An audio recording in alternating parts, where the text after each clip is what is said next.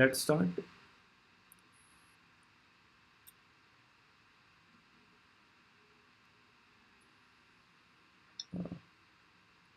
Akshit and Man, please start.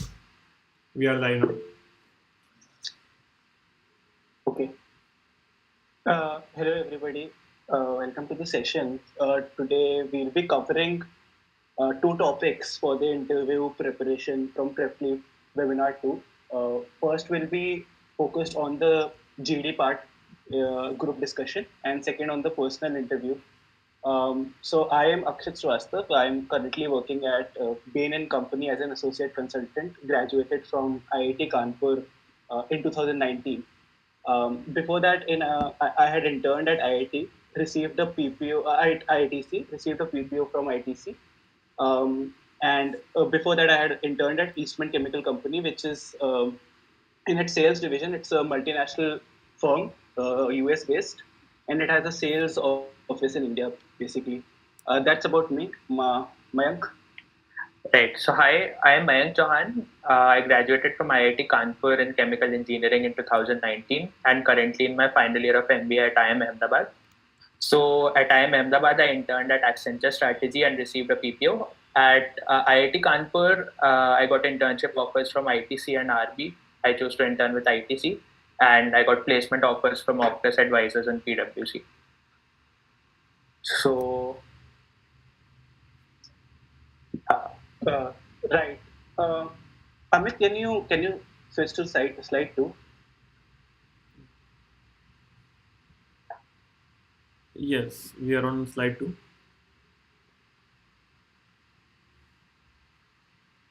Okay, Mayank, you can start maybe. sure. So, before we begin, please keep posting your queries on the chat box. We'll take them at the end of the session. And feel free to give any feedback. If you want us to speak about something else which we haven't covered by any chance, we'll take them up as well. So, let's start with the first aspect of today's session, which happens to be group discussions. So, a lot of companies have group discussion as a part of their selection process. And before we delve into what exactly do we need to do in the group discussions, it is imperative to understand why exactly are the companies assessing you on the basis of this tool. So, if we can move on the next slide. Yeah, we are on the next slide. So, a lot of time in the corporate environments, the problems that you are solving, the tasks that you are undertaking, these have to be carried out in groups. So, while the conventional methods of interviewing a person does help in gauging the person's competency and skill level, but it is also imperative to check whether the person is good with people around him or her. So, for this part of the recruitment process, that is to check whether the person is able to solve the problems in groups, uh, group discussions take place. Now, let's see what all is assessed as a part of the group discussions. So, the first part is group dynamics and fit. So, while a person might be a really good problem solver in person, there's a chance that when met with a group of people whom he or she has to lead, the person doesn't work very well. So, for corporate environments, the companies need to check how does the person fit amidst the group of people, specifically aligning to the culture of the particular company. Next part is leadership skills. So a lot of time you have some additional skill set as compared to your peers, and you need to lead the particular team towards a solution. That's where leadership comes to fore. Next part is articulation and persuasion. So while a person might know the solution of a problem in his or her head, but communicating it to people in the right manner, as well as a lot of time persuading the group to act on the solution that you are proposing, is a very highly valued skill.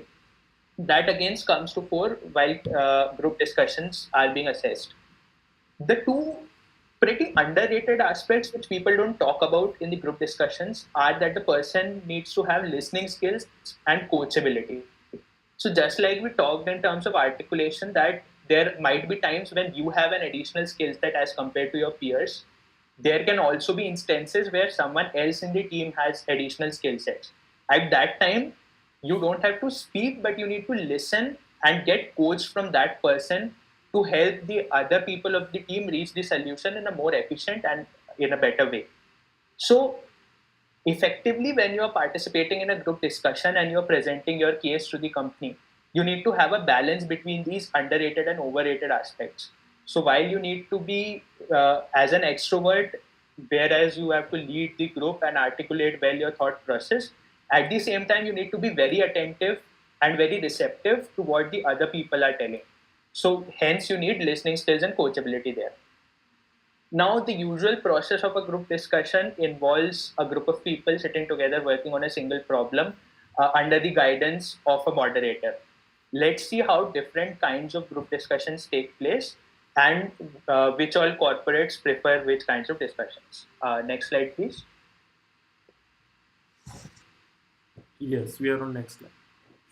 So typically, a group discussion lasts for 10 to 15 minutes with an additional 5 to 7 odd minutes meant for structuring your thoughts. A typical size of a panel in the group discussion could be 5 to 7 people. Now, there are two kinds of GDs. One is a moderated GD and one is a chairman GD. So, moderated GD happens when all the participants in the GD are in an equal footing and are judged by a moderator from the company's side. A chairman GD is one in which each person of the group gets one chance to lead the group discussion. So essentially, while a moderated GD will have n people and one round, a chairman GD will have n people and n round, where each person gets one chance or one round to lead the discussion, although the topics for each of these rounds may be different. Now, the chairman GDs are usually taken into consideration in general management companies which come for hiring at IIMs. It is very rare to have chairman group discussions at IITs. Moderated GDs are more common forms of discussions which happen at IITs. They can again be of two types: case-based GD, and the next one is topic-based GD. So a case-based GD would have a problem statement given upfront, and the group has to do common decision making to solve the problem. So this could be, let's say, ranking certain parameters based on order of relevance, or let's say considering a set of factors given in a decision making case to reach to a common consensus. The other part could be topic based GD. So again, topic based GD, there's not a very elaborate case or reading material given, but there's a single statement on which the group has to discuss. Now, this single statement can again be of two types. It can be a conclusion-based GD, in which the entire group needs to take a stance. For example, is it reasonable to impose lockdown during COVID? Now, by the structure of the question, you need to come at a yes or no answer at the end of the group discussion. The other type could be discussion-based. So in discussion-based, the same question can be structured as what are the ramifications of a lockdown during COVID? So here the structure of question tells you that you need to explore the breadth. You need to explore various perspectives, various opinions on this particular matter, and explore the effect on various stakeholders. So it is not necessary to reach a conclusion here, but rather to explore what all kinds of things can come through. So the case-based GD is usually used in hiring of FMCG firms like ITC, HUL, RB. Topic-based GDs are more common in various startups and analytics firms coming for recruitment. Next slide, please.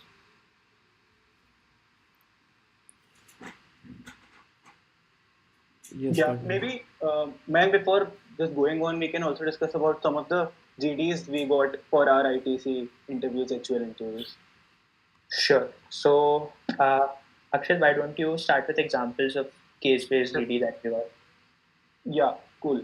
So we, during our ITC HUL, particularly interviews relating to the FMCG firms, as Mang spoke about, generally ITC tends to give GDs that are rank focus. So a typical example would be like, for example, a plane has crashed in a forest, and you have 15 items, uh, torch, axe, different types of weapons, or wood, and you have to rank them in the priority order so that you can get out of the forest. This is a typical type of GT that ITC tends to give. It will mostly be ranking of different things in different scenarios. Whereas what I've typically noticed with HUL is that it tends to give GDs that are ethics versus business based. So, for an example of that would be that you've rolled out a new product into the market, but after 15 days of rolling it out, you notice that it actually, there's some defect in it, and then you have to decide whether you should continue selling it at the same volumes that you're selling it, or you should like improve the product and sell it after some point of time. Because in one case you're taking care of the consumers, but on the other side you're taking care of the revenues or the sales that you're generating. So these are the two typical types of GDs that comes in the FMCG sector. Uh, I particularly haven't given lot of GDs in the non FMCG sector, but one of them which I gave was for Nomura, which was quite different from what we get in FMCG sector. The topic at my time was related to Bitcoin, whether it's cryptocurrency should come in, or it should be regulated, or whether it shouldn't be regulated, and all such stuff. So at times, I mean, I think in GDs, it can be that you don't know about a particular topic, and to tackle that topic, I think it's good that if you don't know, you should listen for some time to what others are saying. Maybe people who in the group know about that, but you should definitely weigh in your thoughts after understanding about the topic for the first, say, 5 minutes. Yeah, that's my take from it. Mayank, if you want to add something. No, I guess that covers it well. So maybe we can move to the next slide and discuss the do's and don'ts. Mac, we are on the next slide. Right. So let's start with the do's ones. So first of all, you need to give very crisp points. There's a huge misconception that the larger amount of time you spend in making your points in a GD, or the larger screen time you get per se, the better will be your performance. But it's quite the opposite. The quality of the points matters way more than the quantity. Obviously, that doesn't mean that one should remain silent, but then the articulation should be fairly crisp. Next part is a structure. So while it is good to express opinions in a GD, but the aim of the problem is to reach at a common solution and not just express our opinions in diverse directions. So after, let's say, a couple of rounds of hearing from people what they want to say, care should be taken that the group is converging to a single opinion, so that by the end of the time period stipulated for the GD, you have a crisp conclusion to give to the HR or the moderator, whoever is present, that this is what we feel about the topic as a group. Next thing is to be mindful of the time, which is pretty much linked to the aspect of structure. A lot of time just to express our opinions and get those tiny brownie points, we are not mindful of the time, and hence we only have like 30 odd seconds to conclude and give a final statement. And it usually happens in such cases that then it is a forced consensus of sort, which is not a very good point to have in a GD. Next is to listen to others' point of view. So while expressing your point of view is very good, but even better is that if you can listen to points from others and build upon them. First advantage is that it will give an impression that you are an active listener, you are attentive in the GD. And secondly, it automatically gives a structure to the GD, because people are adding on to each other's points, and hence the group is converging in one common direction. Finally, it is good to encourage others who haven't been very participative in the GD, because that might give an impression that you are considerate about others, and secondly, it would help the group as a whole to encompass some very important points that might have been missed out. Now, getting to the don'ts. So never be redundant. There's a chance that you have noted down a couple of points before starting, and the first person has spoken it out. It is not a good idea to reiterate them just for the sake of getting the points for speaking. Second is, a group discussion is not a debate. So you are not here to convince the group about what you feel. You are rather here to take all points into consideration and reach a common consensus.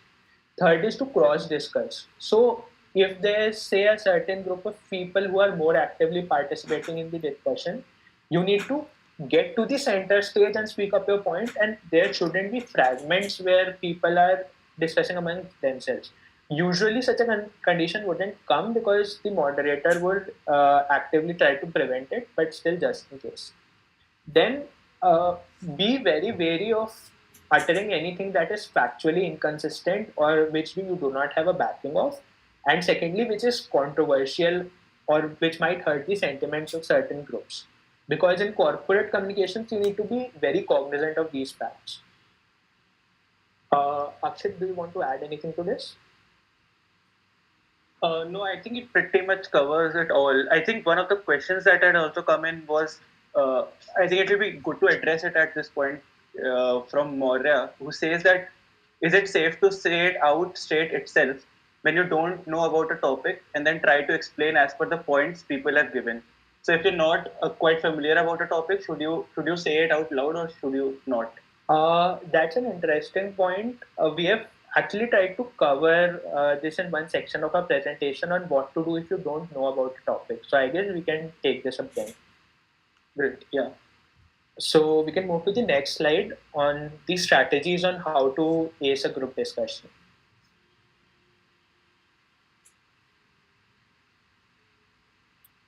We are on the next slide. Right. So first of all, there are certain low-hanging fruits which you have seen a lot in the common media renditions of group discussions, that people are running after the introduction points, the summary points, and the usual asking the silent member of the group to speak.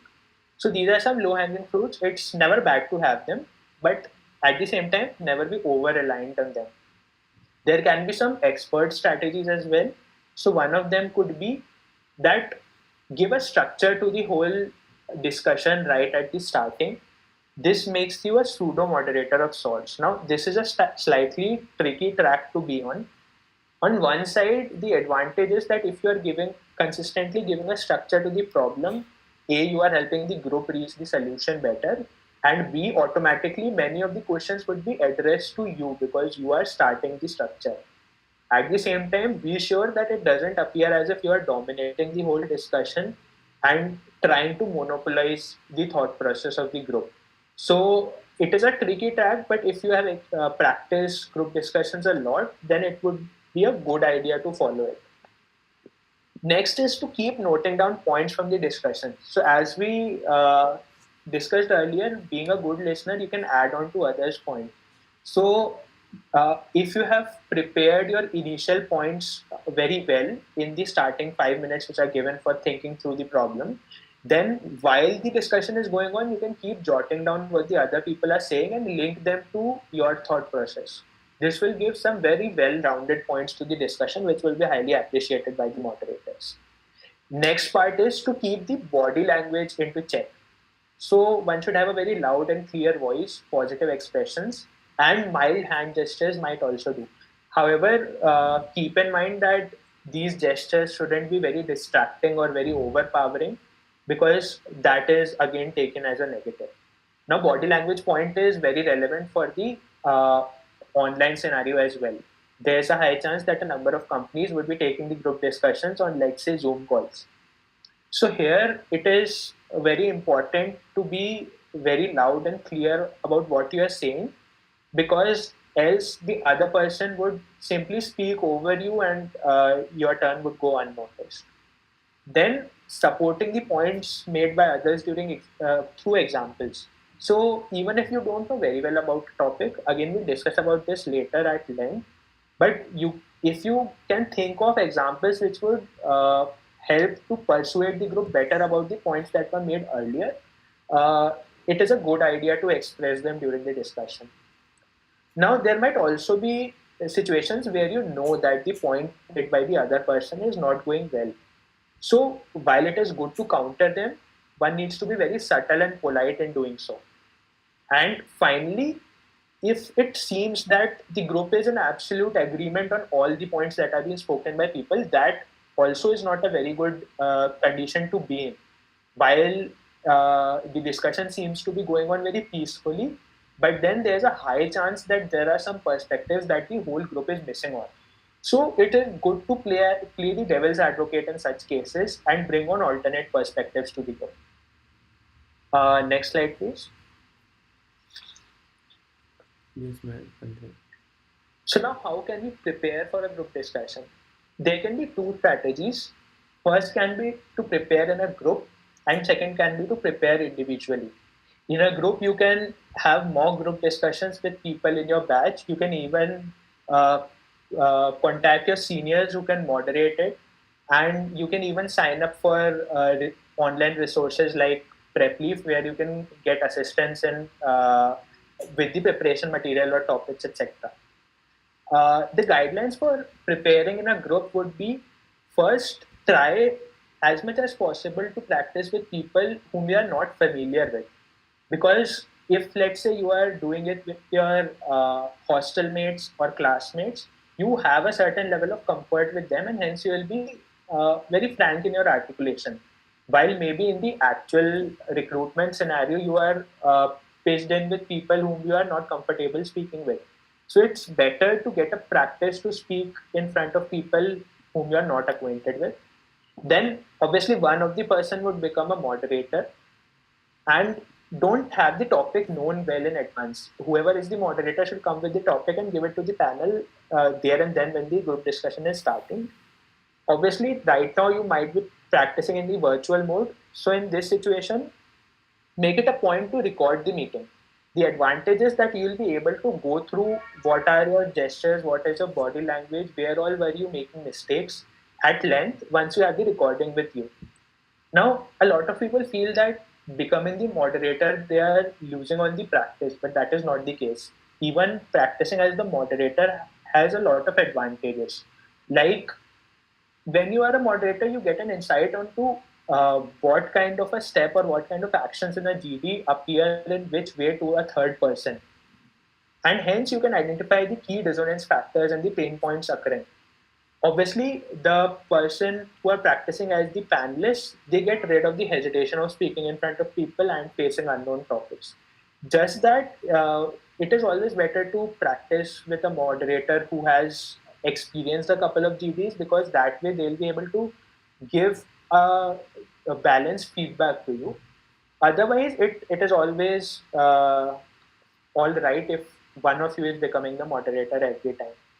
Now, there can also be individual practice for GDs, although it sounds pretty much like an oxymoron, but there are certain things you can work upon in your individual time. So, one thing could be that you choose a topic from various online resources available and fix a time. So, let's say if the GD is going to happen for 20 minutes, keep a tab on time, take half the time of it, because you won't get the entire GD to just think about the topic. Now, if you feel that in your practice GDs you are not able to come up with good points, then just take a notepad and in that time try to make good pointers, brief pointers, and then validate it once the time is over. Second is to try an elocution. So just open up any camcording software and just take a topic and speak on it for 10 minutes. Don't give yourself a lot of time to think on it. In this way, you will be able to polish your speaking skills and body language, reduce your hesitation. You will get a practice to think on your foot, make smart statements, and also it will build a confidence on a plethora of topics. Apart from that, even if that exact topic doesn't occur in your group discussions, you will have a lot of general talking points, which can be a bit tangential but can contribute well to the group discussion in which you are present. Akshat, would you like to add some experiences from your GD prep days to this? Yes, Mayank. I think you can cover the next slide and I'll speak after that. Sure.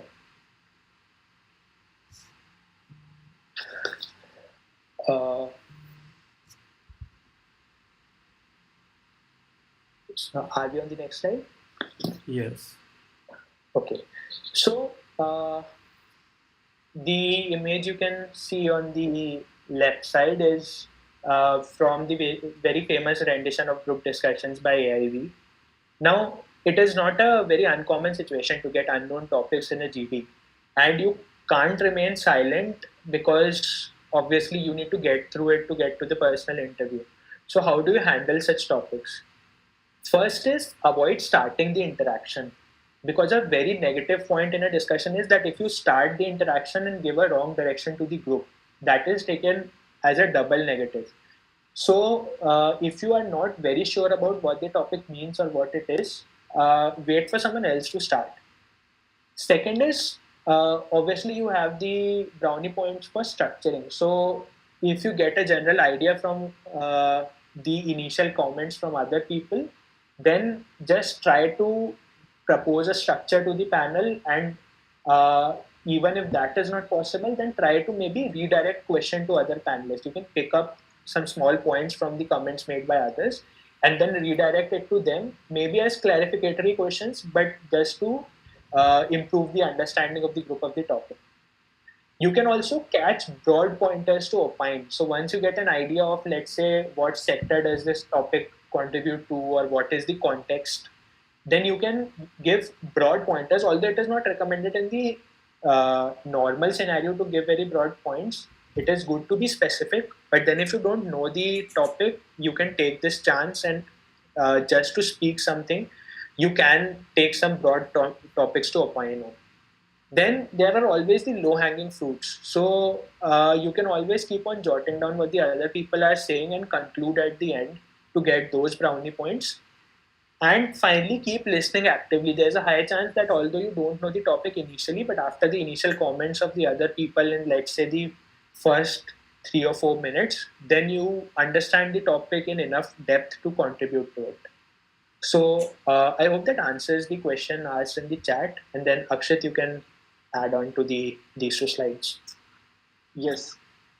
So majorly when I was preparing for RGD, I used to do it with my wingmates.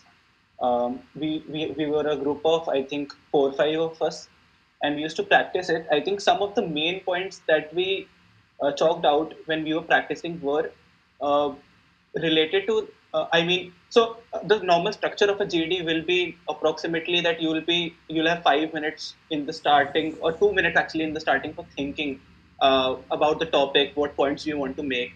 The next 20-25 minutes when you will be discussing, in the last 3 to 5 minutes about the conclusion of the topic. Now it's very important, I feel, that as a group you reach a conclusion, because it's not as if, like, if you don't reach a conclusion and if you've done particularly well in that GT, you will get selected or something, because as a group you need to do well, and that's a very important aspect of a GD. So I personally realized that for particular topics which I didn't have knowledge about, I used to play a good moderator role in those particular topics. And in no way I'm suggesting that this is the best fit, but it's the way that worked for me, but personally. So if I didn't know something, maybe just taking out the points from what the different people are making and streamlining them into a conclusive way so that we reach a conclusion. And I think that's a very good way, and what Mayank was also pointing out, to make your presence feel in the group, as well as to make an important point and reach a conclusion. The next thing that also Mayank pointed out earlier was taking care of the posture and the body language that you have. Yeah, and even in remote scenarios right now, because the company person sitting there will be noticing that too, and I think giving out a strong, vibrant nature as well as a controlling personality, it comes out as a good thing. So, and yeah, I mean that works. So while preparing for that, it's not only speaking about the points and making the discussion conclusive, but also about the body language. Lastly, I think one of the points that that makes a difference is that if you start a GD, initiate a GD, it's usually there are some brownie points for it. But again, it's not a rule that you should do it. If you don't know about a topic, you shouldn't. But if you're confident of something, and if you have a point to lead the discussion in a good way, you should definitely try starting the GD as well as summarizing the GD in the end. It's usually a good thing. Yeah, that's from my side, man. Yeah, I'll also take a couple of questions because right now we are discussing these things, so it will be good to answer them. So, first question is from Ayushi that how to persuade the group in a conclusion-based GD. So, Ayushi, to answer a question, there would be two ways to do it. Firstly, that if you have a very in-depth understanding of the topic, then obviously you can make some concrete statements that can automatically convince the people in the group. If you feel that they are going off the track at some place, you can give some examples, cite some references, which can improve their confidence in your line of thought. Let's say if you don't know very well about the topic, but still you want to take the group to a conclusion, then you can always give a structure to the topic. So, for example, if the discussion is going about, let's say, can is let's say there is a group discussion on whether the nationalist discourse has gone towards jingoism. So in this discussion, what you can do is that you tell the group that let's go ahead with this kind of a structure. But first, let's discuss about what the obviously this is a representative example, might not be the best structure out there, but let's say we can start by discussing about what are the values and virtues of nationalism, what are the current linguistic discourses which are doing rounds, then what are the inherent contradictions between the nationalist and jingoist schools of thoughts, and finally what would be the effects on the status quo. So you have given four broad stages of the discussion to the group, and you keep on checking on it. So let's say after 3 minutes have passed, you say that, okay, I guess we can summarize the points about nationalism now and move to the jingoism part. Obviously now, since the members of the group have agreed to this discussion, they have to follow it. And since you are controlling this discussion, you get a lot of face time in the whole discussion, as well as a controlling power. I guess this also kind of answers Maurya's question on what is a pseudo moderator.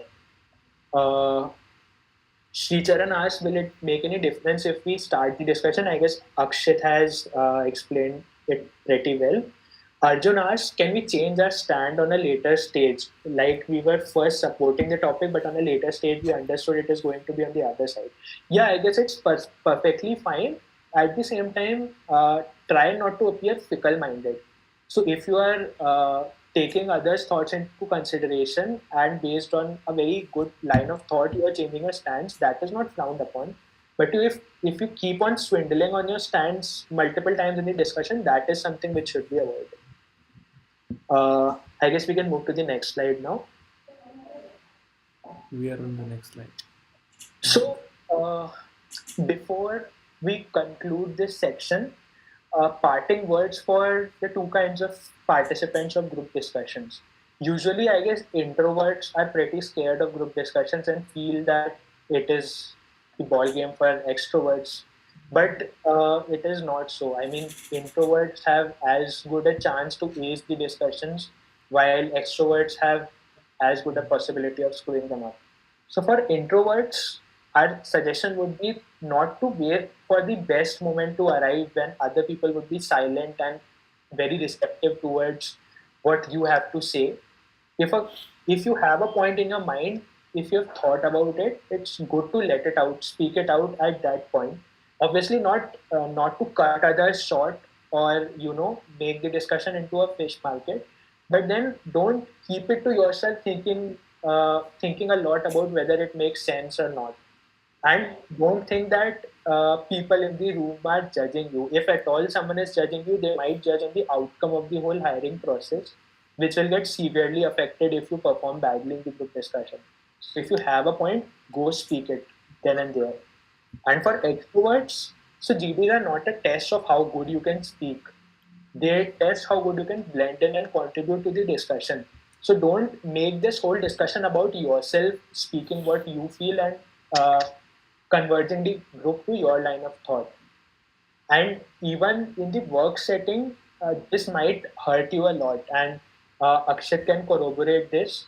So, giving others a chance to speak gives you insight into a lot of diverse perspectives that you might have missed out, because people come from different set of experiences, different backgrounds, different kind of thoughts, and getting all of them in front of you before making a decision helps to improve the decision making process manifold. Akshat, would you like to add something else? Yeah, I completely agree with you, Mayank. Just adding a few points. I think while like I've been a part of a few GDs where people don't talk too much, while part of few GDs where everybody like just want to speak on the first go. And I think the way of tackling both of them is quite different. I think I speak for Mayank and me both, that we both are, I think, introverts. And uh, the thing that happens is that in a GD where people just want to talk of the first second, it becomes a little difficult to pitch in sometimes. And what happens is sometimes that you tend to cut off people, or say speak in a louder voice so that they can hear you and nobody else can, which is a very bad practice, because it will just, I think, have negative points on for you.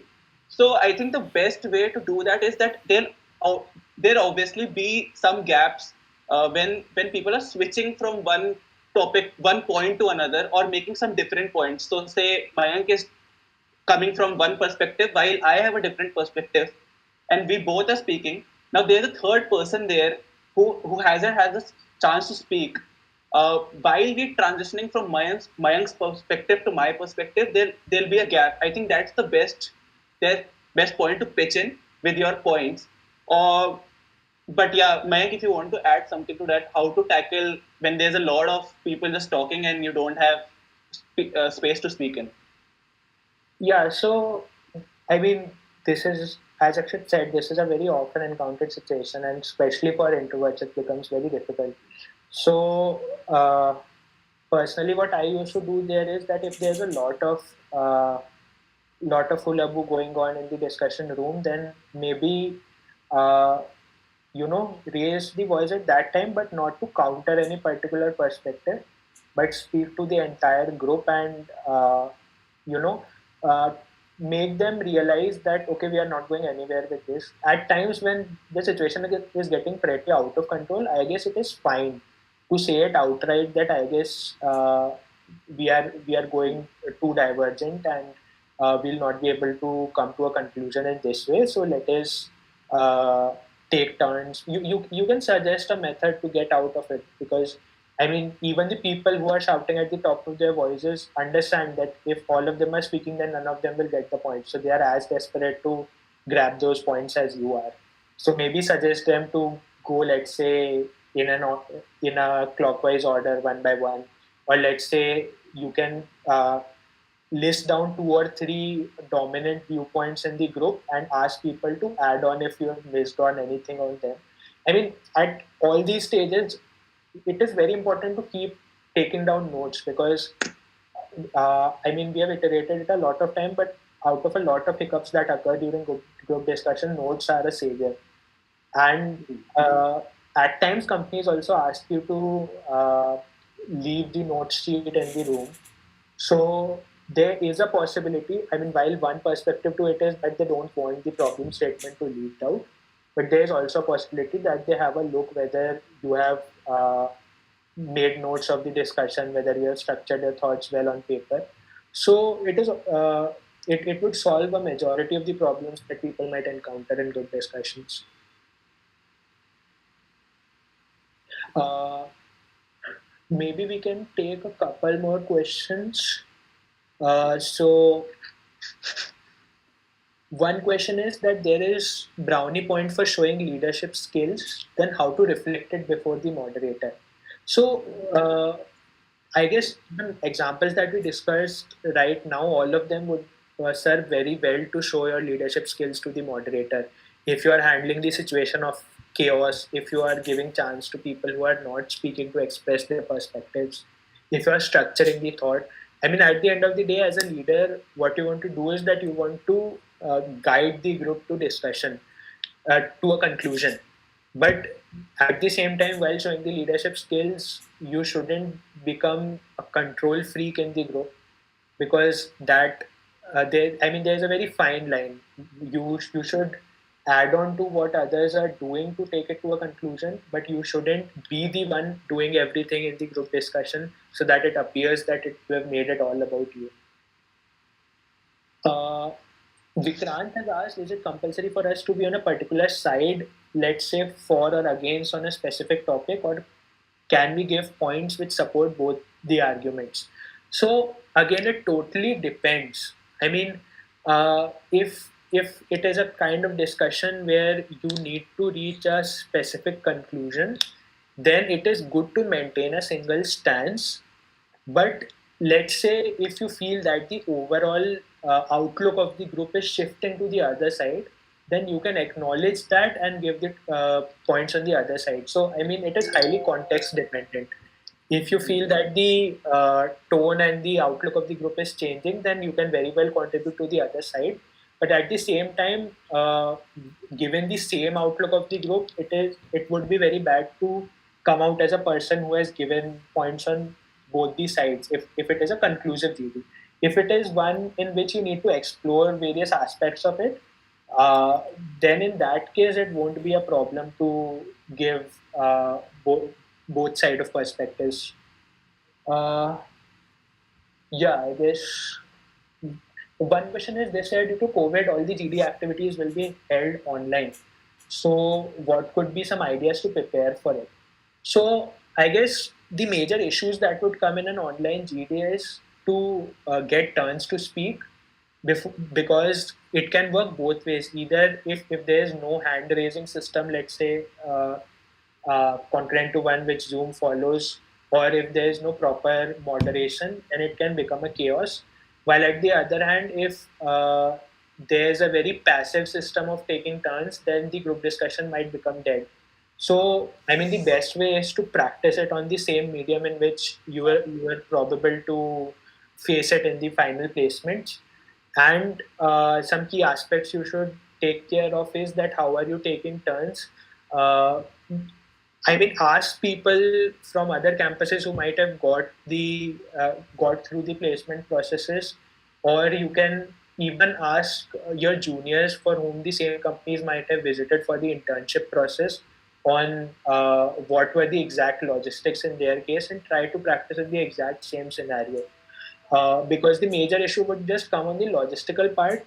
On the strategy part, it would remain pretty much the same. Yeah. Zishan asked, what if someone kept interrupting my points and I could not come thoroughly? How to tackle it? I guess it would be good to be firm yet respectful and mention it that I'd like to complete my point and then like to hear from you what you have to say. There is no harm in being stern yet respectful, but make sure that you aren't coming across as a very rude person there.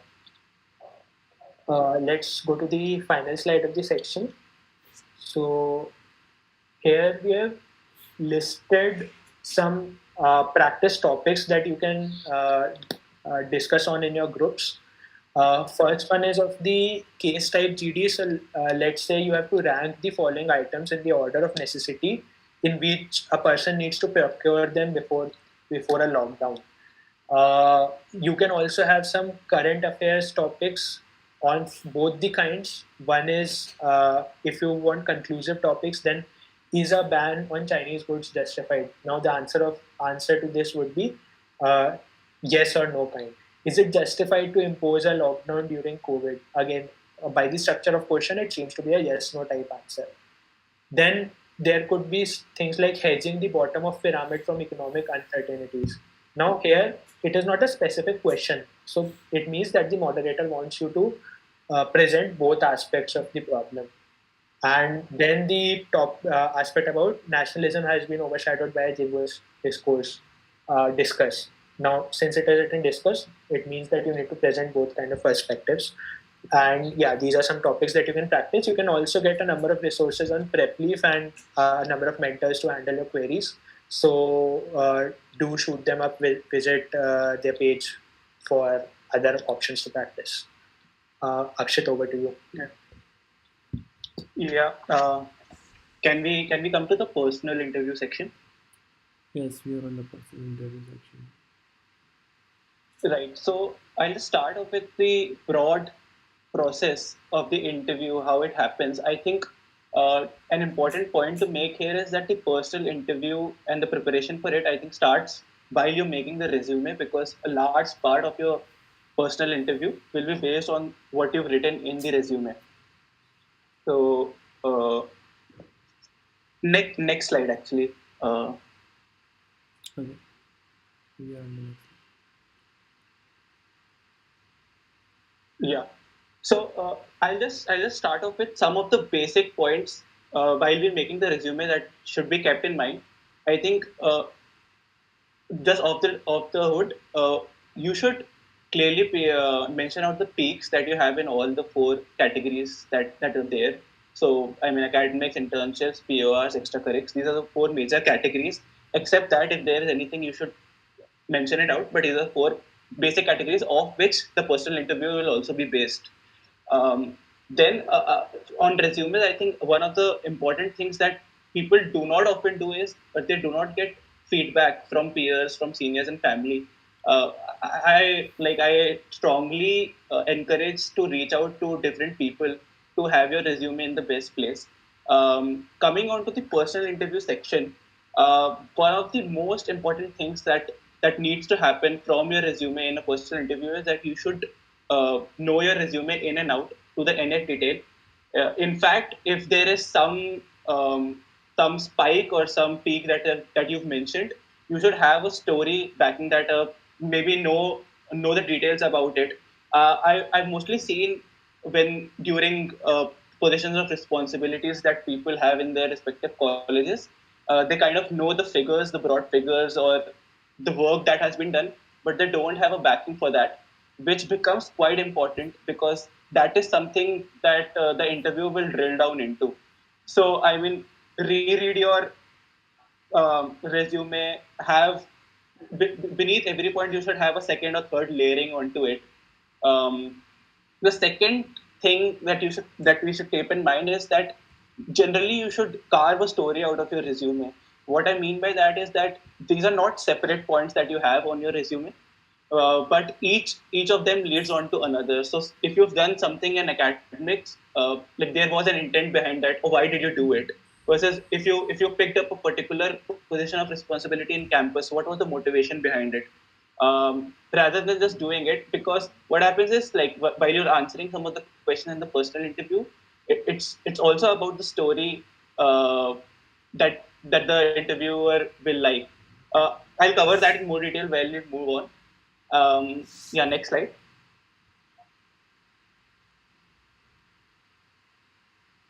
Yes, continue. Yes. So let's just start with like, sorry, why do companies usually have these personal interviews? What Mayank pointed out initially in the group discussion, much like that, it's also to know the person on a one-to-one basis and uh, like just gauge the personality of the person also. Now, the personal interviews will generally be of two types. One is aptitude focused, and the second is HR focused. These may be two separate rounds or three separate rounds for a company. These may be mixed. For example, for me and aptitude, I had two rounds for ITC, and both of them were aptitude plus HR based. An aptitude focused interview is usually to assess your knowledge about the subject, so about the courses that you've learned, or generally about the industry that you've applied for or the company is working in. The second is to gauge your problem solving skills. Again, it may be about the subject that you or the courses you've done. It may be about a completely new thing, and you may have to think off the feet at that point of time. to come up with solutions, which is kind of the street smartness that you need.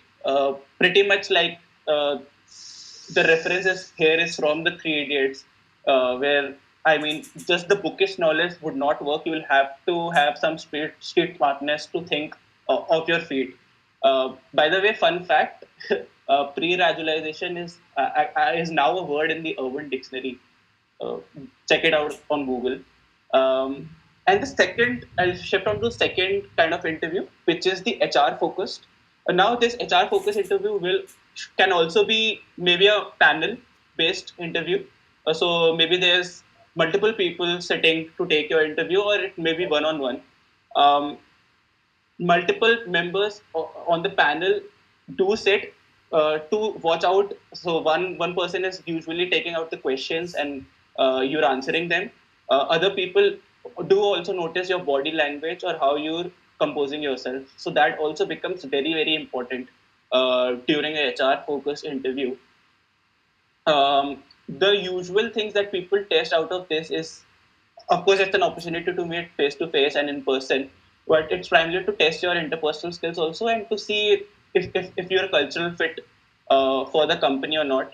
But not to worry about that too much. It's more about having that communication through to the interviewer, and having a good hold of the interpersonal skills. Now, how to improve upon that interpersonal skills is also another topic to discuss. Just few of the pointers. I mean, it's usually a good practice to maybe if you're not so confident about your communication, just record some of your introductions or some of your pieces that you've prepared for the HR interview and listen to them and see where you're lacking or where are you not able to deliver. But I mean, we'll cover that in detail later, maybe. Next slide. Yes, please continue. Yeah.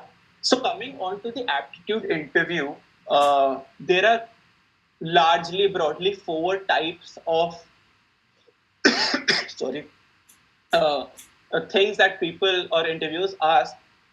Usually for non-core profiles, and by non-core I mean I've kept out coding from this for now, but by non-core I mean say banking sectors or companies like Oyo, Indus, EXL. For these, they usually earlier used to ask a lot of puzzles and quant, and these were I mean, majorly all the puzzles were based out of Geeks for Geeks. So if a person had done Geeks for Geeks, puzzles from Geeks to Geeks, he usually used to answer all the questions. But in the past, I think a couple of years, companies are shifting from puzzles. Puzzles are still there, but they're shifting from puzzles to guesstimates or mini case studies, where such type of questions come in. So, for example, you will be given a guesstimate to say guess the total number of viewers of KBC this year or the number of cars in NCR. And these are not to test, sometimes to test the business aspect of you, but also to test how you think or approach a problem. I guess if you want to know how to approach guesstimates or case-based studies, you can also check out the previous video from Prepleaf. I think it came a few days ago, 4 or 5 days ago, from Pratyush Asim. They've covered this bit, but a lot of companies have now started asking guesstimates, and I mean, I think it's becoming more and more important compared to the puzzles. The third type of questions that come in is, and this is both for core and non-core profiles, is industry related. So in this, you're kind of you can think of companies like Nomura or Mastercard, where like and the banks, where you kind of want to know they want you to know the key terms of the industry, any recent critical news that affects you as a maybe as a student or as an employee. So generally, getting terms like moratorium and what it means is a good thing. I won't say that if you don't know it, you'll not be able to crack the interview, but it's a good thing to have in your back pocket. And the fourth kind of questions that come in, and this is specifically to your core profile. So if you're sitting for a Texas Instruments or a Qualcomm from an electrical engineering department, or for IITC HUL PNG from chemical engineering, electrical, mechanical engineering department, they tend to focus also on questions which are from your courses you studied in college. And these are not all the courses that you studied. There are particular courses that they'll particularly target. So, for example, thermodynamics and fluids are two of the topics that ITC HUL tend to ask. Semiconductors and basic circuit theory is something I've heard for TI Qualcomm. There'll be more for different branches, I feel, but I think the best way to do is to maybe reach out to seniors who are in that department, or I think you can also reach out to Prepleaf if they have anything on this. But yeah, moving on to the next slide.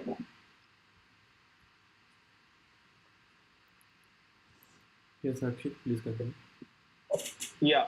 So coming on to the HR part of the interview, now typically how the HR interview goes on is, and again it may be mixed with the aptitude-based interview, but a typical interview flows in the way that interview starts with his questions about you. So a typical question will be, tell me something about yourself, which is I think 90% of the time it comes in.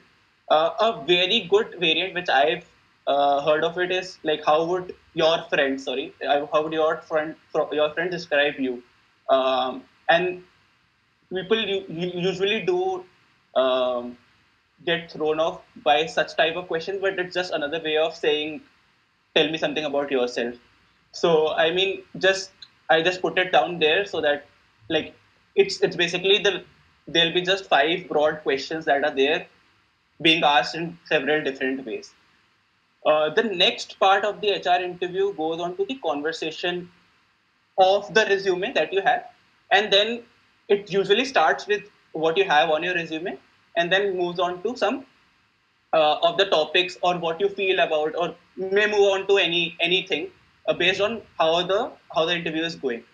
So here is where the resume preparation comes in very well. Typically, what the interviewer will be testing is, if I categorize into 4 broad buckets, it will be problem solving, your leadership skills, your entrepreneurial drive that you have, and the personal impact that you've made um, in your college or anywhere else also.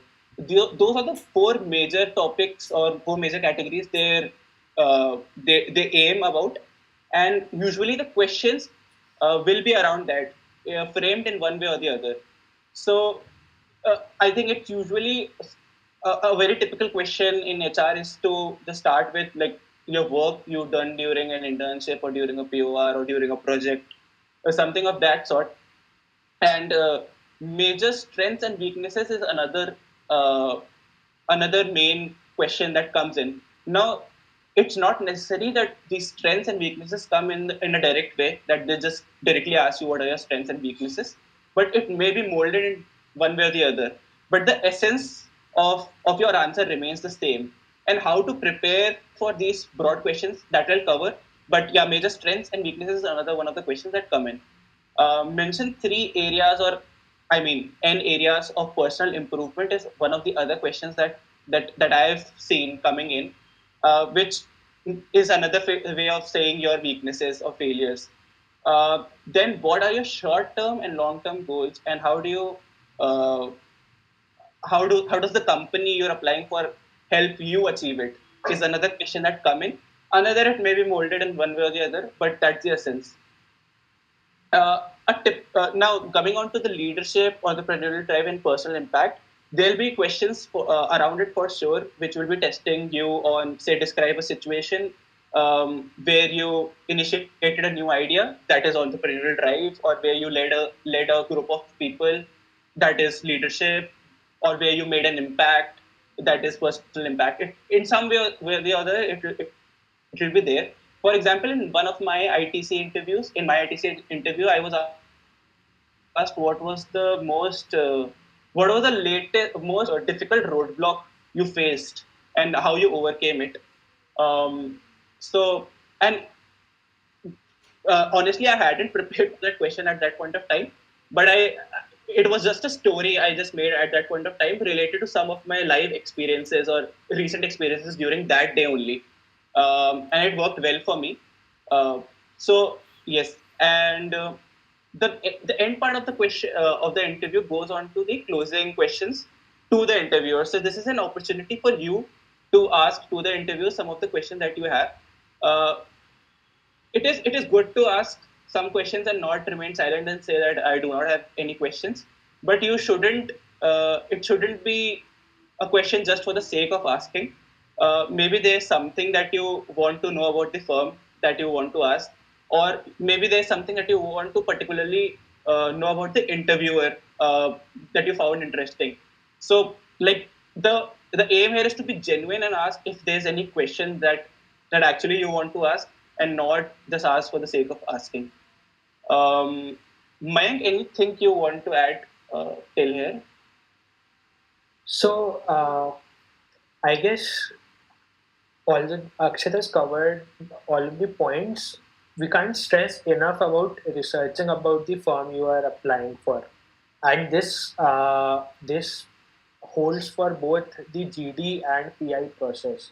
So as Akshat mentioned that for the PI process, this will come in handy about asking the closing questions. This would also come handy in answering questions related to, let's say, how does the company help you achieve your short-term and long-term goals? In the GD and PI part as well. So for the firms who are asking something related to ethics, etc., it is good to know what is their value proposition, what are their mission and visions, and they'll help you to align your thought process in a particular way that the company appreciates. So I guess we can't stress this enough that research very well about the role and the firm that you are applying for. And I guess the other thing is that while Akshat mentioned about getting feedback from your friends and families on your resume, again it is a very underrated point, but it helps a lot. And one way where you can quickly relate to how it is helping you is, let's say you are a person from chemical engineering applying for a non-core firm. Now, there, let's say if you are asked about your projects, you cannot risk being very technical so that the person in front of you loses all interest in what you are answering. So, when you are taking feedback from a lot of people and you are breaking it to a very basic level, so let's say here, even your cousin in 10th class might be handy, because if you are able to break down the points to such level of simplicity that your cousin can understand, then you can definitely communicate it very clearly and articulate it very well in the interview situation as well. So again, feedbacks from friends and families help a lot in this process. Over to you, Akshat. Yeah, rightly said, man. And I think rightly said, and it's. Can we move to the next slide once? Yes. We are on the next slide. Yeah. Yeah. So I'll just cover the basic points on how to prepare for the interviews. I mean, there's no particular guide for this. I think it just comes with practice and being true to yourself, I think. But yeah, just talking down the major points that I feel are important. So how I typically prepare for any personal interview is that your answers, whatever question is there, your answers more or less 90%, 80 to 90% of the time should revolve around 4 or 5 key events, and it may be accomplishments, failures of your life that you have. And what you want to do out of those 4 or 5 key events, out of each event, is to draw out what did you do well in that situation, what you didn't, and have it noted down. So now and also attach a tag to each of the events. So for example, there was an event where you showed leadership, or there was an event where you showed some personal impact. So just have a tag for those events and have what were the strengths, or what was that you did well, what wasn't that you did well, which you could have improved from all those 5 events, and that is how you build a story, or how you build your strengths and weaknesses and everything, areas of improvement out of that. Now, the thing here is to have that and make that personalized for the company you're applying for, um, which is very important, as Mayank said. To you should know about the company you're sitting for, because otherwise you will just be off and you'll not know what to speak. So that is where it also comes important. It becomes important for you to know what the company does, or what its aim is, mission is, vision is. The second point, and I think it's the most important point while preparing, is to build and own your story. I mean, the strengths and weaknesses. You're seeing yourself in 5 years down the line. All such type of questions are there over the internet, over Google, and all of them have hundreds of answers over Quora, over different sites. But in my personal opinion, it won't work, because I mean, for example, you want to sit for this company because in after 2 years you want to do an MBA. That I mean, that's a very, very, very common answer, and like it doesn't stand out in any sense while you're giving your personal interview. So why would an interview remember you after the interview if you just say out the most common of answers? So I think that what becomes important here is to build your own story. And what I mean by this is, so how I usually did was like my introduction. Tell me something about yourself, the question that is there. My introduction was also a story that I used to say. So it started with like me joining IIT Kanpur, and then how I did each of the things that I did in campus and how it was related to some other things. So it usually flew in the way that I joined dramatics because I felt that maybe I didn't speak that much, so I just wanted to try that out for the sake of it, because I had never before entering college or entering campus did that. So that is how I entered dramatics. Then in campus, I used to do a lot. I used to play badminton before entering college also. So because of dramatics, I couldn't play badminton that much, but that was something that I wanted to do, and that led me to like leave dramatics and just focus on badminton. And I also wanted to be in the inter IT team for the inter IT campus team. So that is how I started playing badminton, won some of the medals in it. But then during the second year of my college life, the issue was that I had to stay in campus to practice for badminton, or I had to enter and go for an internship. I grabbed an internship, and basically the trade-off was between both of those. So I chose the internship because of that, because I thought that it will eventually help me grab a job opportunity. So that is how I thought about it, and that is why badminton became a second priority at some point of time, and I joined that. Then it leads on to how the second interview helped me, how the second year intern helped me grab the ITC intern. And that is true, because in ITC interviews, I was asked a lot about my second year internship as well. So it's a story that flows your way, how you did what you did in each of the year of your campus. And you, each of the transitions, or each of the uh, things that you do in campus, you learn something or you'll fail in something. I mean, that's the two broad options that happen. So you'll for sure have some achievements or failures out of it, which basically becomes your answers to the questions that they ask. And I cannot stress on it enough, but I think it's very important to be genuine while answering the questions in the interview. It's worked for me, but you shouldn't be very, very candid also. So there's a very thin line between being professional and being very honest about your answers. Uh, yes, going on to the third point, I think it's also a very, very important point that to ace an personal interview, especially if you're not very say good at communication, maybe you see that you can improve at it, and there's some gap there. I think the best way is to practice and practice again. And even if you're good at communication, the you should practice, because it's not about communicating everything. It's also about how you put it in and how you structure your answers. So knowing the points, knowing your content well from your resume, that was of course one, and then practicing that to different with different people. Say, if you don't during this time, if you're not in person with other friends and all, you can also record and listen to your recordings. I think that's a very good way. I strongly encourage that.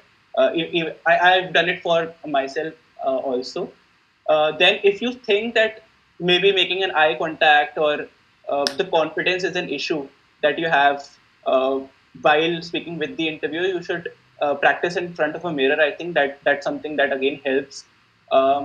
And the third important thing I think is also that you should time your introduction. So it's not as if you have to say everything about your introduction about yourself during the start of the interview. Be crisp and be to the point. There are different ways of starting your introduction. I mean, I used to do it in a story way. There are people who do it in a timeline way. Like for example, I'm doing this. Before this, I did this. I think it help for me personally, but it's entirely dependent on you how you want to do it. Then the fourth point is to be prepared for a stress test. By that, for example, a question to people who CGPA. Why do you have a low CGPA? Which is not actually, it's not that interviewer is questioning your CGPA. It's more of a question that, okay, I understand the CGPA is low, but because of what? Like what else were you doing? So it's a good way. It's an opportunity for you to actually tell about what other things have you done apart from academics. So see it in that way, and you won't use.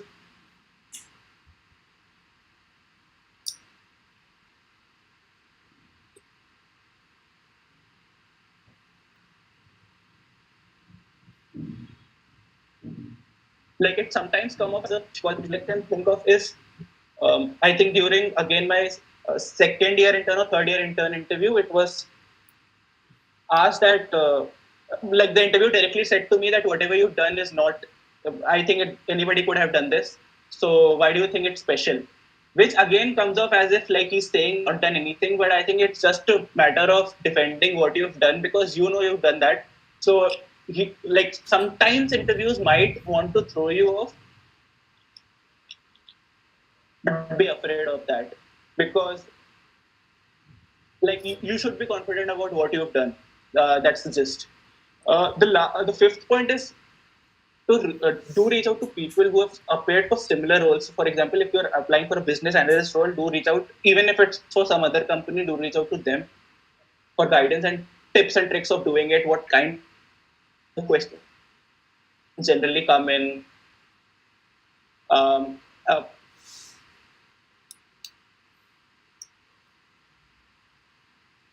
it's a good thing to reach out to them and just ask how are the interviewers generally, what was your experience, and maybe even if there are some questions that you didn't think of out of a chat, some things come off which are helpful and which you didn't think of earlier. So it's a good thing to do. And the last thing I think is very important to conduct your background research about the company you're sitting for and each and every company. Even if it doesn't say doesn't help in any way, it leaves a good impression on the interviewer for sure. So it's a good practice to do that. I strongly encourage that. Yes, Mayank, anything you want to add on to this? I guess we can take up questions. We have a number of them in the chat box. So Karthik asked that how to explain a gap of 2 years not doing any job after completion of graduation. How can I explain why I have not achieved what I did try during those years?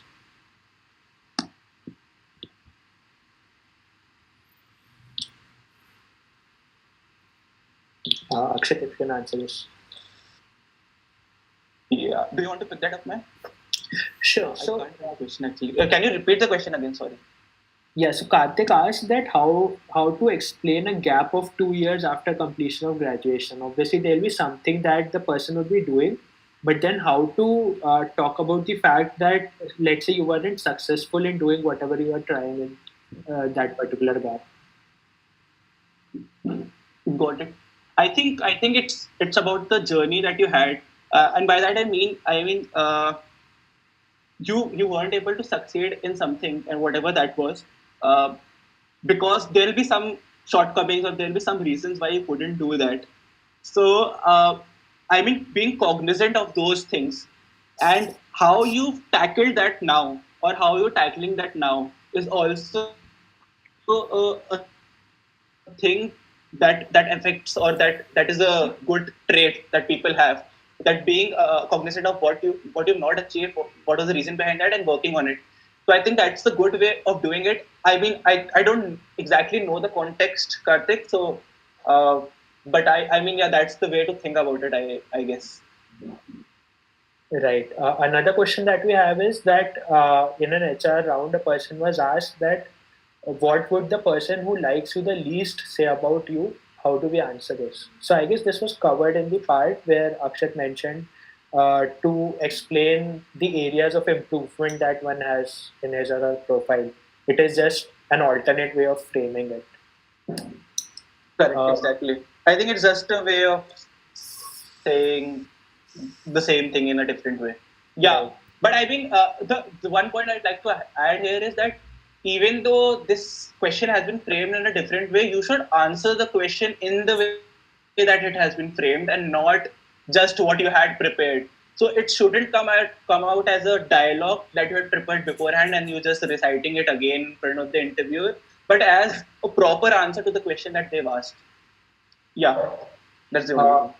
Arjav asks, I have heard about stress rounds being conducted by many companies. Can you elaborate that on a bit?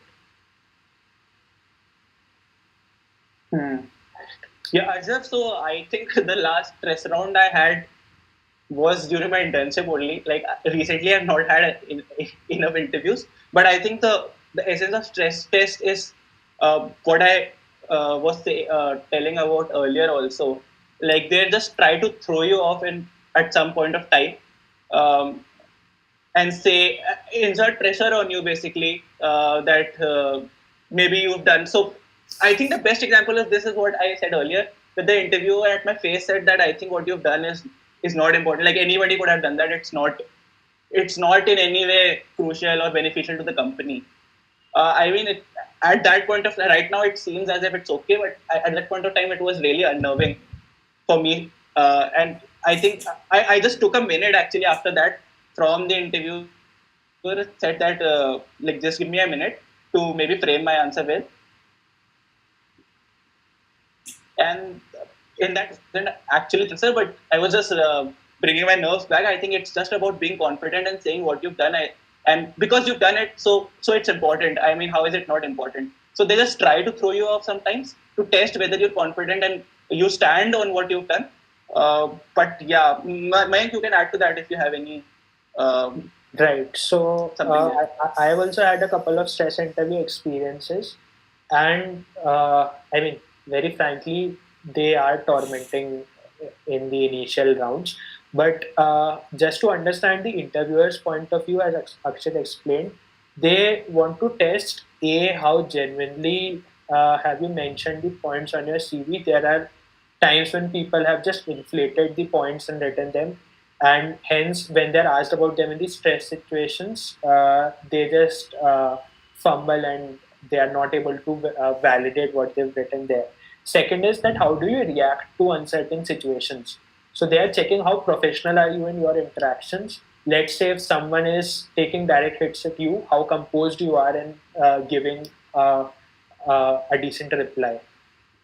And that is what they're trying to test here. I mean, Akshat very well explained about it in the section on stressors. So it is just an entire round where all questions are supposed to be stressors, and they're trying to check what is your mental bandwidth in terms of handling such pressures. Because let's face it, in corporate environments, you won't always get the kind of people that you are compatible with or comfortable with.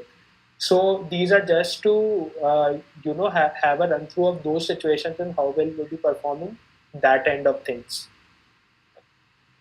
Another question is, can we speak about the topics not related to job in the HR interview, like talking about dance club? Uh, Akshay, I guess you can elaborate your experience in this. Yeah, I think you can surely do that. I mean, there's no issues in doing that. Uh, you can speak about. I mean, not if the a person particularly asked you about your internship, but if there's some a question about say leadership quality or anything, you can frankly talk about that because it can be in any sector. And also another point I'd like to make here is that it's not like sometimes we think that whatever we've done sometimes is not that important. Like it's just a campus thing and we've done it. So what's the big deal about it? But I think those small wins or those small skills that you portrayed at that time is also very very important. Uh, for the interviewer and for you especially while you're doing it. So I think when you're speaking about it, you should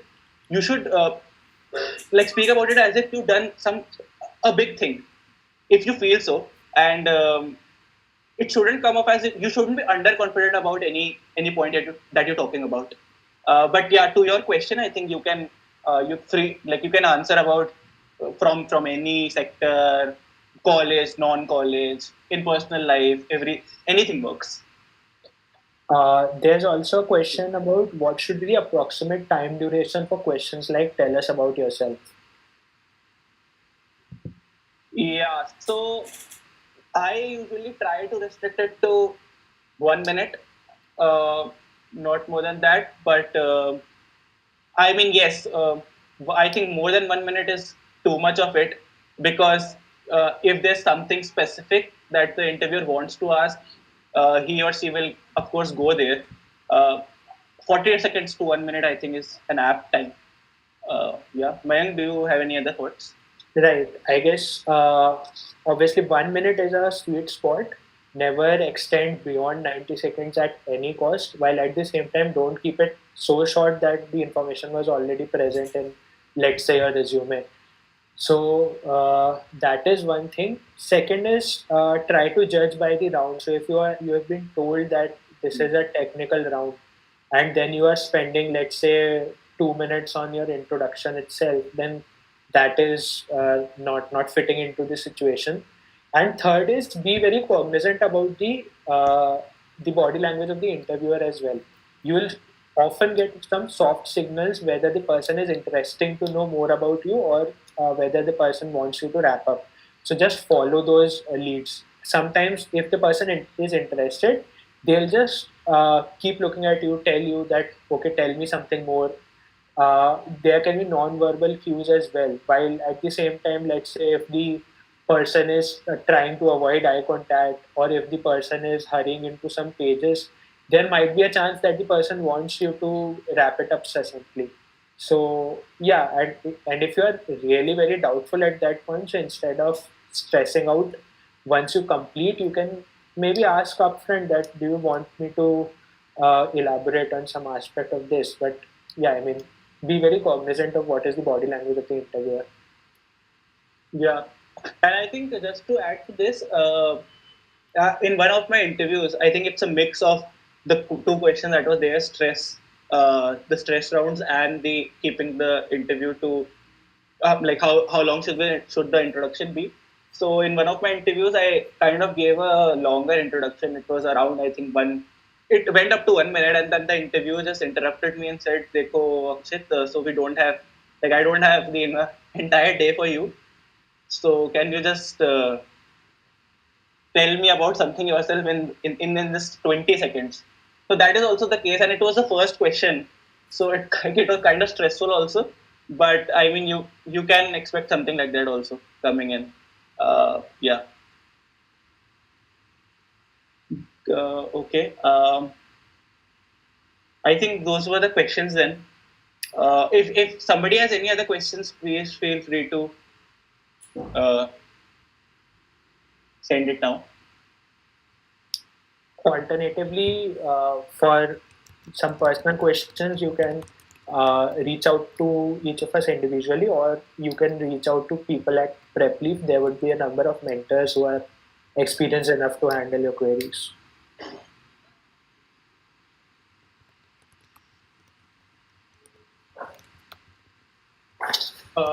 Okay, there's one more question. If the interviewer is being too frank, is it fine to be frank at a similar level? Um, Yes, I mean, at a similar level, I don't know. Like, if the interviewer is frank, you can only be frank, but at no point should you lose the professionalism. Um uh, yeah. And I think the interviewer would also never lose the professionalism that is in an interview. So even like you may sometimes see people switching from English to Hindi, which is okay. So I mean, but they'll still be professional. So you can be frank or things like that, but you shouldn't be unprofessional. Any other thing that I can? Yeah, I think that's it. Man. Yeah, I mean, as Akshat said, although it's good, it is fine to get on the level of frankness. Just be cognizant of the hierarchy that you are in. Don't get that frank that the hierarchy of the person being interviewer and you being the interviewee breaks down. But at the same time, being frank, as in being candid about your experiences in a way that it is interesting for the person in front of you to hear about them, yeah, that is pretty much welcome. But that doesn't mean that you get very casual in your body language. You give out any loose statements. That is something which the interviewer might not appreciate, would not appreciate. I mean, Yeah, I can maybe tell an anecdote here that happened with me, and I mean, I got an input from this, so the feedback during one of my interviews, where by the end of the interviewer was very frank, like we both were talking like at very chill terms, and then he handed out his this visiting card to me, and he said that like so I am from Lucknow, so he also said that I also live in Lucknow. So I said, oh wow, let's, and I was just, it was too frank, so I just in the end said that okay, let's meet someday. And I got a feedback from that interview that like you shouldn't say such things. So I mean, I think we were frank, like we were talking very frankly, but it's not like just avoid saying such things, I think. Yeah. Uh, okay. Where can I get recorded video? Okay, I think don't. Okay, don't. Okay, the point two of the don'ts. Okay, I mean what I mean by that is that you should not hesitate to ask for time in case you need some time to answer. Sorry, there's a error there. Some time to answer a question. So if there's a question that the interviewer has asked, and if you think, and it shouldn't be like for every question, but if you think you need some 30 seconds to think about it so that you may be able to answer it better, you can ask for it. Like sometimes I have seen people just blabber things without thinking about it, and it usually goes in the opposite way. So I mean, doing that is okay.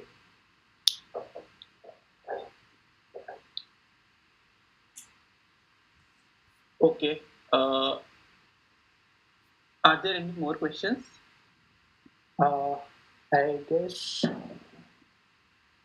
there are a couple more. Do I need to ask about dressing code during online mode of interview?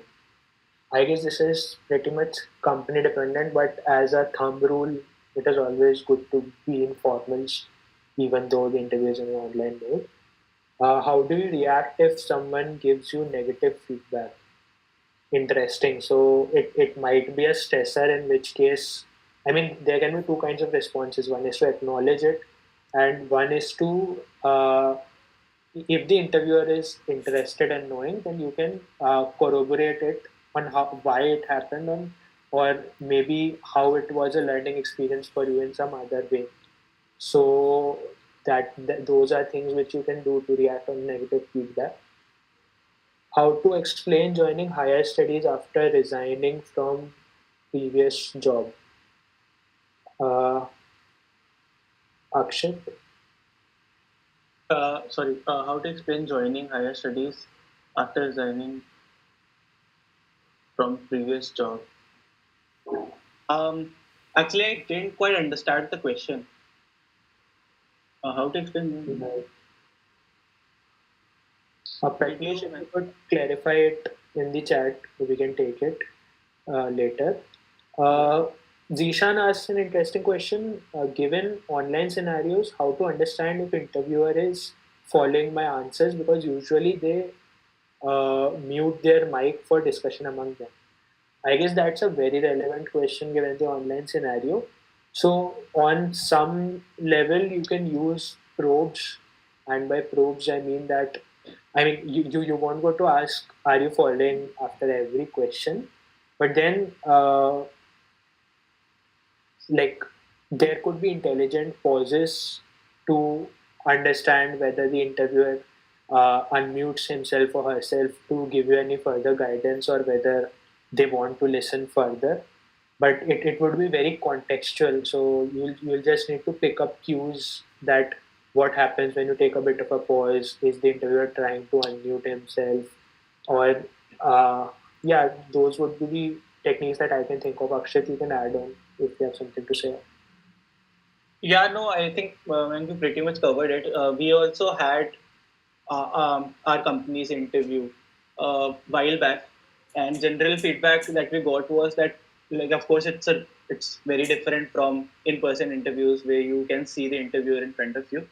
But I think the idea is not to be affected also if you're not getting the hints or the responses from the interviewer. Like, just be. I think the key here is to remain confident even if you're not receiving any responses. And on the other hand, it's also a good way that if the I mean, yeah, I mean it doesn't throw you off also, but yeah, it's very important to remain confident even if you're not getting any hints from him or her. But yeah, cool. Do coding companies judge you based on these aspects like resume roasting and HR questions? Not so much in, I think. I Yeah. actually don't have much idea, but not so much. I mean, the tests and all are very different in coding companies. You have to give tests, I think, and then interviews are also very uh, course related, or I think subject related. So while there can be HR interviews, resume roasting is pretty unheard of in uh, Hmm. coding jobs. In formals, is it okay to wear only a formal full shirt pant or a blazer is needed? I mean, that is totally up to you what you feel comfortable in. Uh, Pratmesh has elaborated on his question. So, if I got a job after my BTech, but then I left it after an year to join MTech program at IITK, and then they asked me the reason. Okay, so here what you need to tell them is, I mean, the focus should be to tell them how doing this help to make you a better candidate for any prospective firm.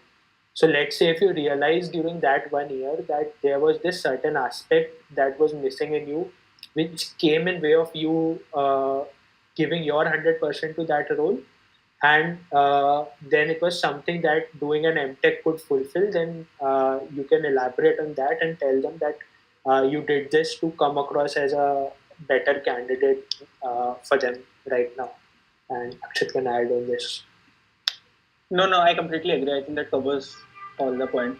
I mean, it's about becoming a better candidate. I think that answers kind of the next question also from Vivek, which is if we currently are in a good position are in a good position at a startup, being a final year student, what to answer if the companies ask questions like, "Are you are already a part of a good startup? Why would you like to switch to our company?" So I mean, an aspect of this again can be what Mayank said, that like you joined the startup to hone your skills and become better at some of the aspects, and then like maybe the company that you're sitting for is something that you eventually want to seek or which you probably like more. That is why you're sitting for that. That can be one aspect, I think. Yeah. Another take would be that, let's say if you did this, did venture out in this particular domain, and let's say you felt that from experience would help you in venturing out in the future years. So for some companies, it would be perfectly fine to be candid about your plans. Let's say that you say that being exposed to the startup culture or the ecosystem, you realize that while it is an exciting space, definitely, but to make your mark better as a startup founder, maybe you need some corporate experience, and you can list down how the corporate experience helps them, and at the same time very intelligently corroborate that at this time how will you also be a good fit for them having this startup experience in your background, as Akshat mentioned. So both the aspects can be linked into. Uh, then there's a question, sometimes we know the answer but are unable to explain properly, or sometimes we get overexcited for what we are not able to give the answer. How can we improve on this? I think, I think the answer is twofold here. The overexcitement sometimes also come from like us being nervous during the interview, and sometimes just because. So, like, firstly, if I think you're nervous during interview, I think a way for that is to, like, what usually happens with me is that I tend to speak a lot faster when I'm nervous, which sometimes is not good because like people are not able to grasp what I'm saying. So it's I think it's a conscious practice of also speaking a little slowly, and like taking control of what you're saying. Um, regarding to the no, unable to explain properly, I think it's man, it comes with practice. I think I don't know. Mayank, do you want to add anything here? Right, I guess practice is the key for it. And maybe if you can, you know, during the practice, record your answers and check what aspect exactly is lacking in your explanation. So let's say if what is lacking is clarity, that is, you are getting a lot of prompts that could you please explain yourself better.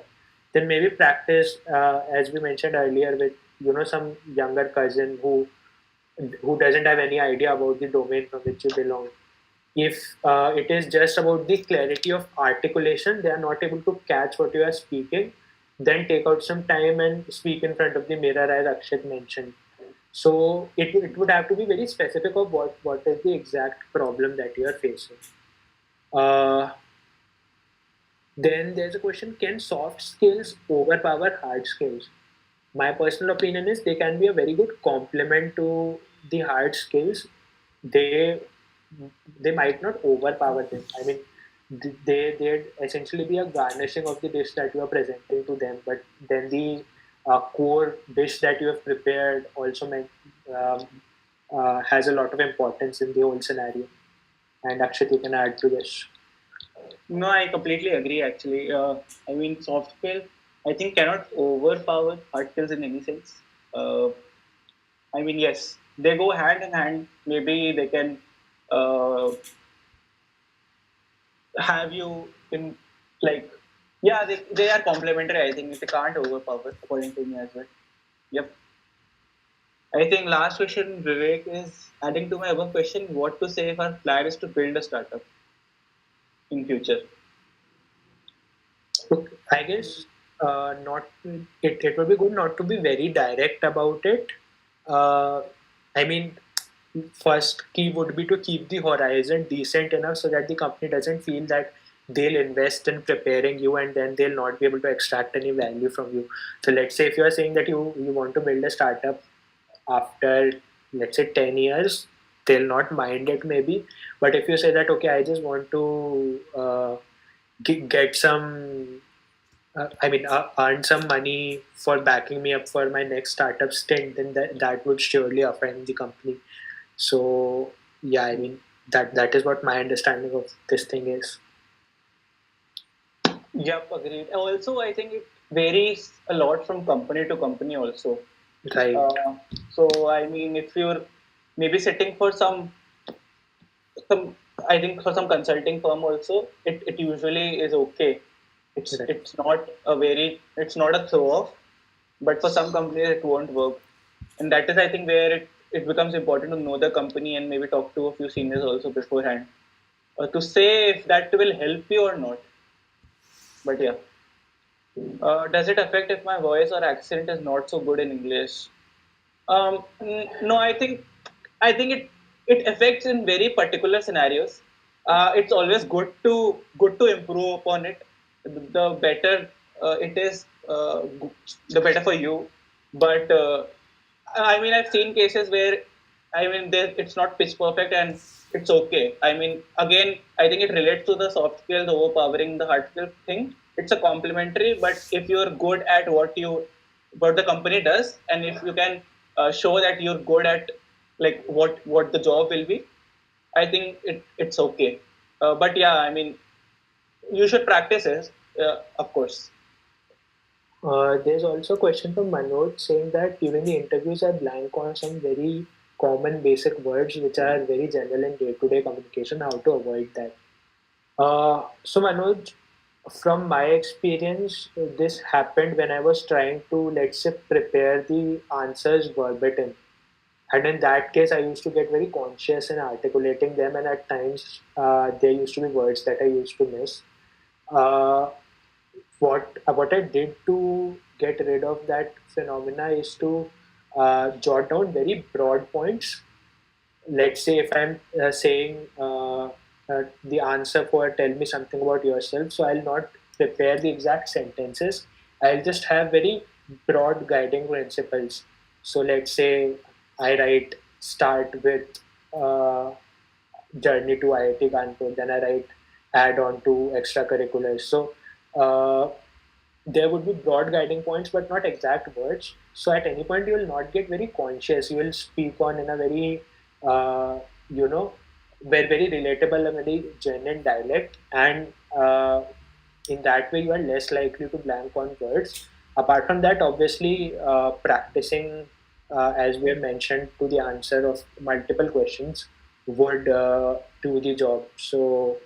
Uh, have a list of questions from any of these preparation platforms like uh, Prepleaf, or maybe simply just Google it on common interview questions. Ask your seniors what they were asked, and then ask any of your family members or anyone else to just ask it to you one by one, and try answering it to them in a very formal way, just like you do in the formal setting.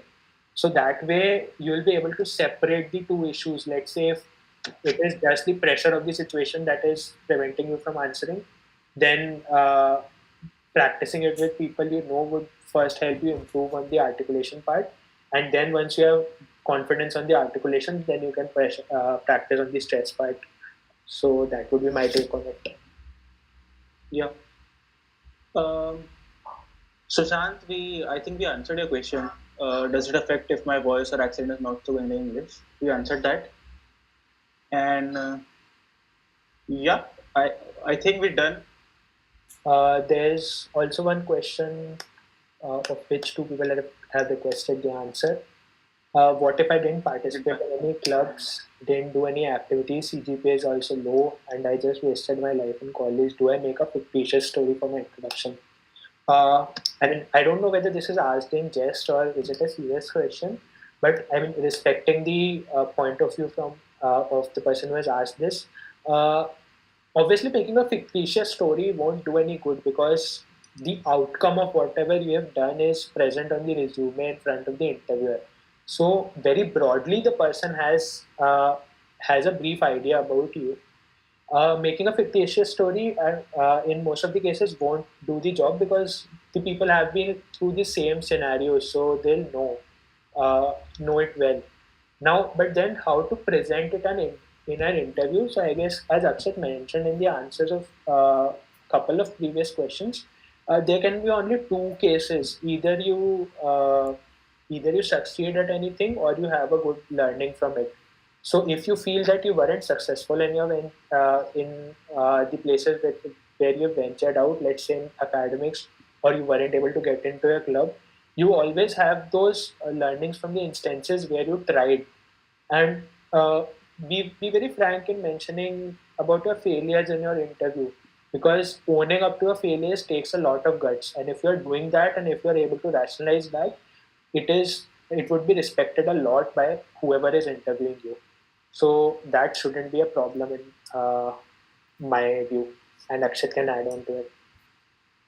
No, I completely agree. I mean, if you shouldn't make first of all a fictitious story out of it, for sure. And then I completely second what Mayank said. I mean, there would be at least some learnings or something that you gained out of the 3 or 4 years. So I mean, it's just putting them in a way that how they've crafted your journey. Because if you, I mean, if you think that you wasted it, it is means that you've realized that it was wasted. So there's of course some learnings that you've taken out from it. Yeah. I think those are all the questions. Thank you, everyone, for attending today's session. We wish all of you the best in your interviews and in your placements. And I think one last thing we'd also like to say is that do check out the mock interview session from Prepleaf. Uh, and also there are other resources on Prepleaf. I think they're very helpful. They'll be very helpful for your preparation. I think they provide all kind of mock interviews, puzzles as well, and quant preparation, free and paid course as well. So you might want to check that out. But yeah, all the best.